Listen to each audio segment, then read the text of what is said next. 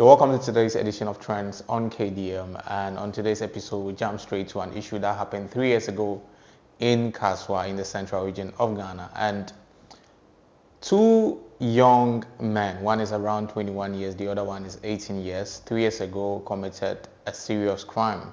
Now they assassinated a young boy because allegedly they saw a malam or a fetish priest on TV who was preaching for money ritual, quick money, get money quick scheme. Yes. Now, this young boy, as young as they were, because now the older guy is 21 years, the young guy is 18 years. So around that time, the older guy will be around 18, and the young guy was around, let's say, 16, 15 years. And these young boys actually sat down to scheme and plan on how to actually engage the malam. So they actually called the malam or the fetish priest to actually inquire about how is it going to be possible for them to actually get that money, like wealth.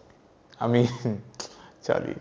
And this malam or fetish priest allegedly told them that they should bring certain things, that is including human blood, and 5,000 Ghana cedis. So these young boys, as determined as they were, they had to actually kill someone.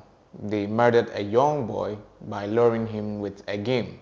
Okay, and then they smacked him with some. Okay, I don't want to go there because it's a bit weird. But the end conversation of this whole thing is they got caught, and 3 years ago it became a nationwide story that everyone was following. And because they were below 18, they had to be sent to the juvenile to actually correct them and actually keep them away from the society for a while until they are of age. Now, finally, it's been 3 years, and these two boys, the older guy has been sentenced to life in prison. Now, that's 21 years. 21 years. He's going to spend the rest of his life in prison.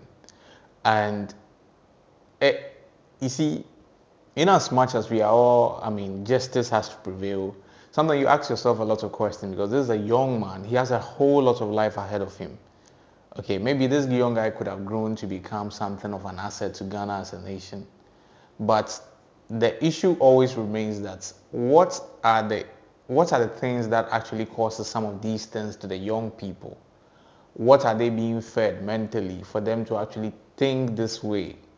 And it's very disturbing because we live in a society whereby right now it's like the projection of wealth has to be in a quick fix. People, the sad part is the people that we see as celebrities, okay, some of them actually go through process to become rich.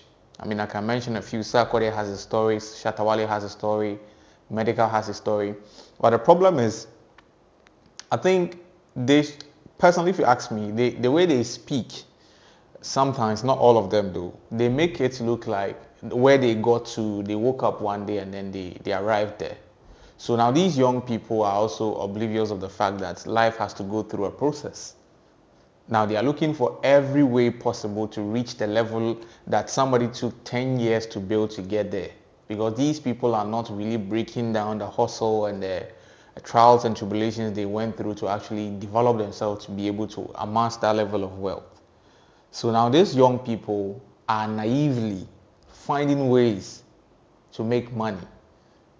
And some of these things, you might think that maybe it's none of your problem because it doesn't affect you in any way. It's happening far away from you. But since you live in the system, and some of these things, maybe you have a kid, you have a nephew, you have a niece, or even a friend's child. This is something I feel like as a society we should speak against this heavily, because aside the fact that there are malams and fetish priests, I think these things, because of the issues that has happened in the past, I think it has really gone down a bit. I don't see a lot of fetish priests on TV like, at a point in time when wherever you flip, you see people on TV actually selling a way to get money quick. And the funny thing is, most of the times it doesn't even happen that way. Most of them are just fake, and they lead these people to weird places that sometimes is not the best. So personally, I feel like it's a good thing.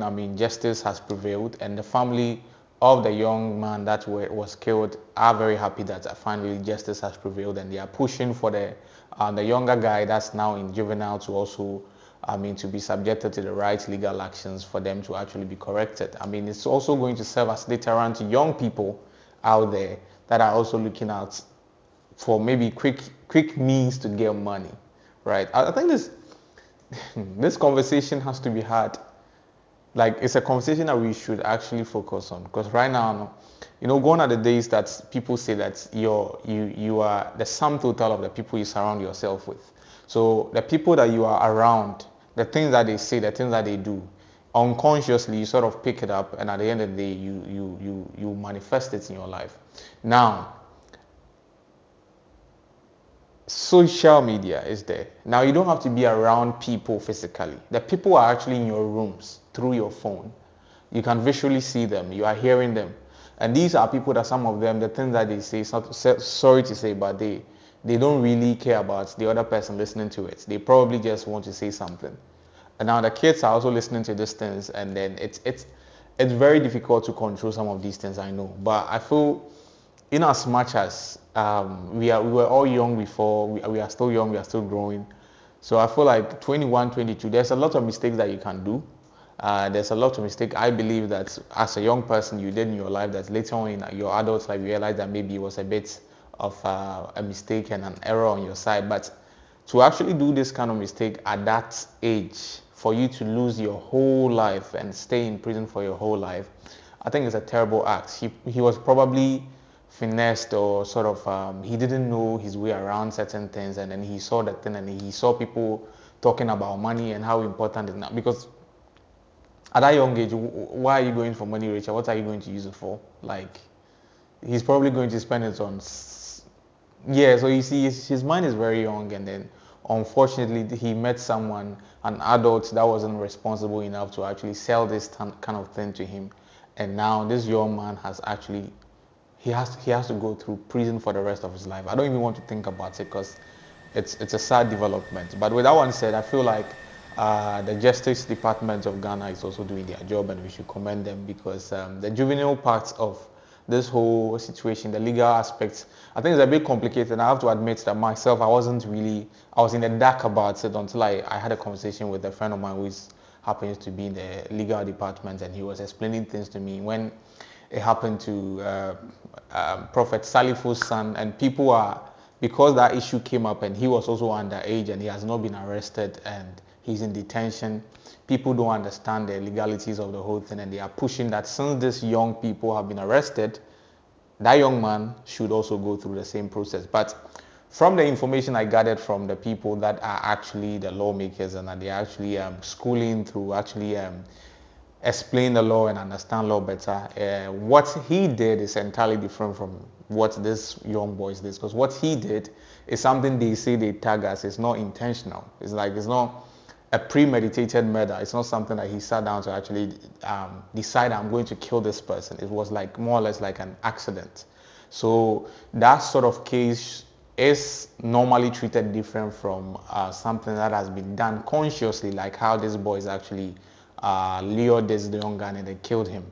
But his own is accident. So now the law is very delicate with regards to some of these things, even though he killed someone.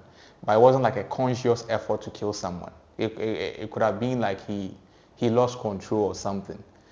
We are not.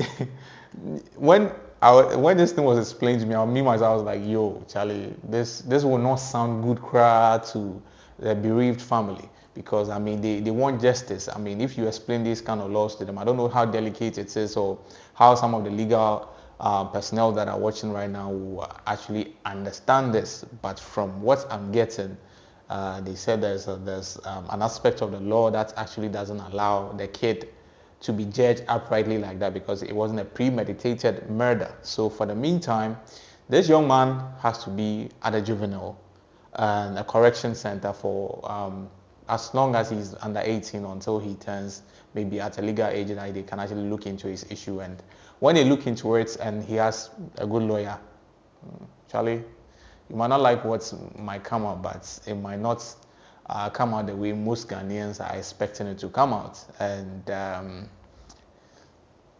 I don't know whether the law has to be revised or whatever, but personally, if you ask me, I feel like it's sometimes very delicate. So when it comes to those things, I want to leave it to the technical people or the people that are actually practicing the law to actually explain things to us. So those of us that are looking forward to something similar happening to Prophet Salifu's son, because it sounds similar to you, sorry, but they said there are legalities and there are certain technical aspects of the law that they might have to take into consideration before the law is run on certain issues like this.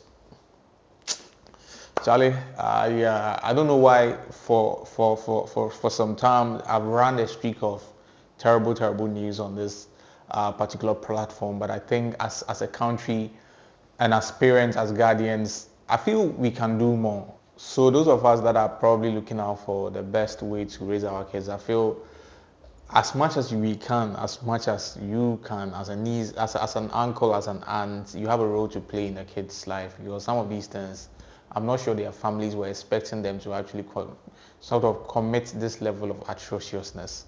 You know, I don't know how their family will feel after they will hear news like maybe Kwame or Kojo has gone to commit this level of act. It's something that sometimes I don't know. Sometimes I don't even want to think through it because the psychological trauma that the parents, their entire family will go through, and the stigmatization from their immediate environment, because wherever they are going, people will point at them that, okay, this is so and so son, the guy the young man that committed this murder, that's the father. Charlie, it's a whole lot. So I feel maybe we can find better ways to actually handle how to groom the kids than what we are doing. I mean, it's difficult because we have jobs to do, we have things to do, and then sometimes you have to leave them to their fate to decide on what they will consume. But Charlie, at least the best that we can help in grooming children to become responsible members of the society, so that some of these news, I wouldn't come here and explain some of these because sometimes it makes me very uncomfortable when I'm talking about this. But anyway, for the love of the game, for the love of what I'm doing, I always have to sit here and bring you the details. So with that one said, we'll end today's edition of Trends on KDM here. The name remains Donald and not Trump. I'll see you on the other side. Peace.